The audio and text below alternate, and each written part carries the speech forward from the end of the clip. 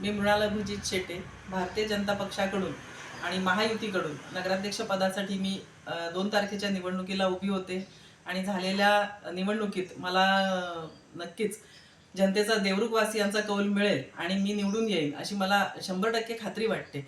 आणि झालेल्या मतदान म्हणजे जवळजवळ 80% मतदान झालेलं आहे देवरुख शहरामध्ये आणि त्यापैकी मला मी 3500 मतं मिळवू शकेन आणि 500 मतांनी मी निवडून येईन अशी मला खात्री वाटते.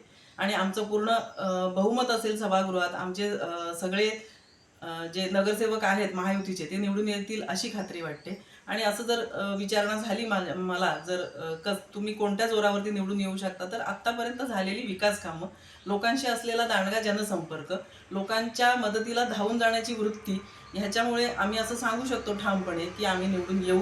आणि मी निवडून आल्यानंतर येणाऱ्या काळात मी बांधील राहीन देवरुखवासियांच्या विकास कामांसाठी आणि देवरुख शहराच्या विकास घडवून आणण्यासाठी मी सर्वस्वी बांधील राहील आणि 100% विकास कामं ह्याच्या पुढे सुद्धा ह्याच्या आधी करत आले आणि ह्याच्यानंतर सुद्धा करत येईल. प्रतिस्पर्धी म्हणाल तर ही तिरंगी लढत होती.